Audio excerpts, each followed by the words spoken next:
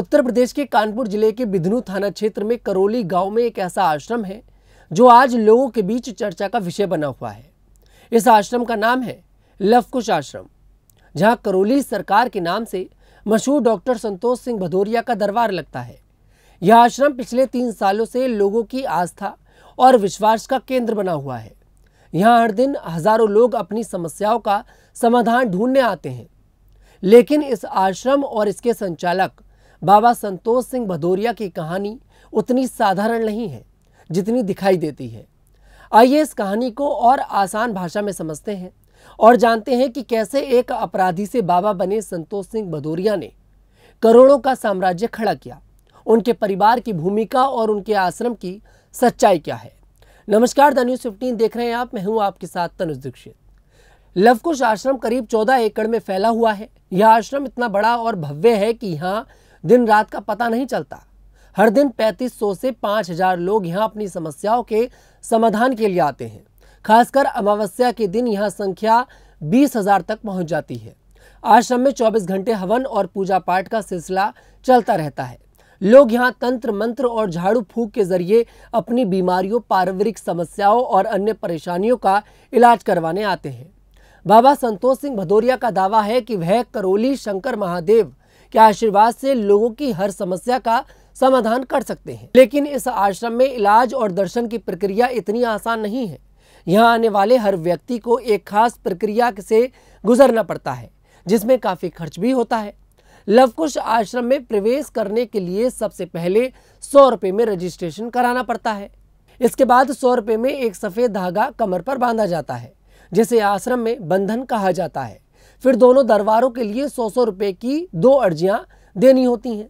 अगर कोई व्यक्ति 8वें और 9वें दिन के हवन में शामिल होना चाहता है तो इसके लिए 6200 रुपये का खर्च आता है। इसके अलावा आश्रम की ओर से 3500 रुपये की एक हवन किट दी जाती है और कम से कम 9 हवन करने जरूरी है।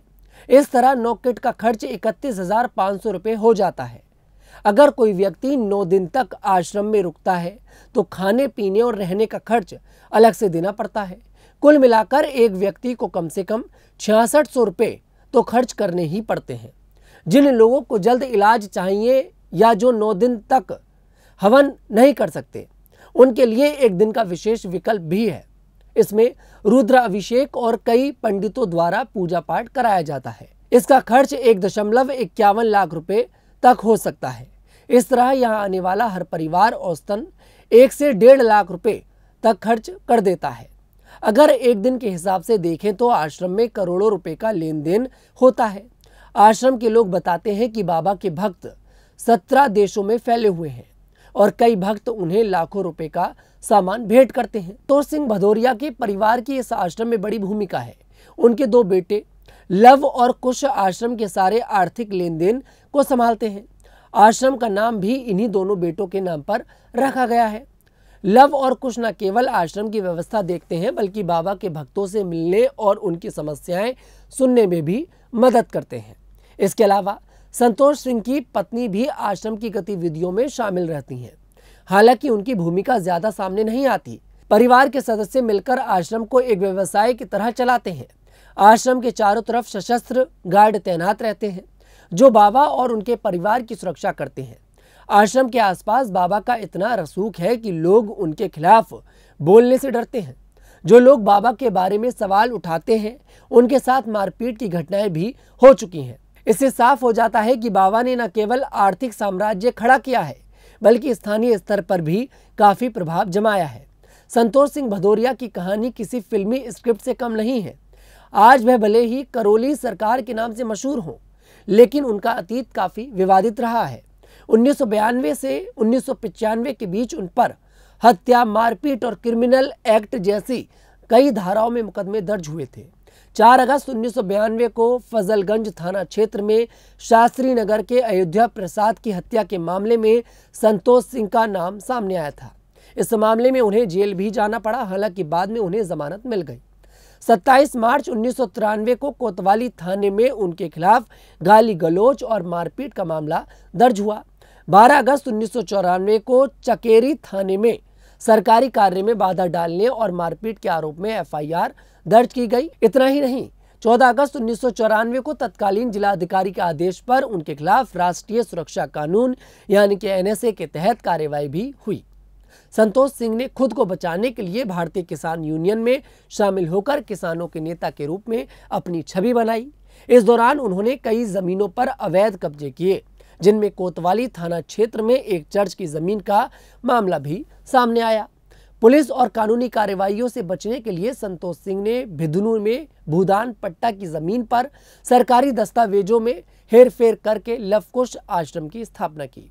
इसके बाद उन्होंने यूट्यूब का सहारा लिया। उनके यूट्यूब चैनल पर करोली बाबा के नाम से 93,000 से ज्यादा सब्सक्राइबर्स हैं।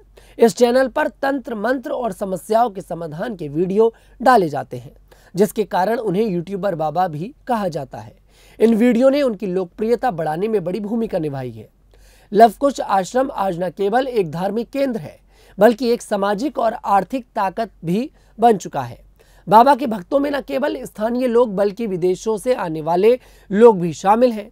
आश्रम की भव्यता, बाबा का रसूल, उनके परिवार की सक्रियता ने इसे एक बड़ा साम्राज्य बना दिया है। लेकिन इसके साथ ही कई सवाल भी उठते हैं। आश्रम में होने वाला भारी भरकम खर्च, बाबा का आपराधिक अतीत और जमीनों पर अवैध कब्जे के आरोप लोगों के मन में संदेह पैदा करते हैं। कई लोग मानते हैं कि बाबा सचमुच लोगों की समस्याओं का समाधान करते हैं, जबकि कुछ का कहना है कि यह सब आस्था के नाम पर एक बड़ा व्यवसाय है। जो भी हो, करोली सरकार और उनका लवकुश आश्रम आज कानपुर के करोली गांव की पहचान बन चुका है। लोग यहाँ उम्मीद लेकर आते हैं, लेकिन यह उम्मीद कितनी सच साबित होती है, यह समय बताएगा।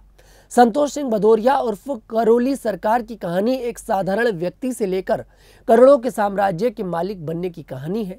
उनके परिवार, खासकर उनके बेटों लव और कुश और उनकी पत्नी की भूमिका ने इस आश्रम को और मजबूत किया है।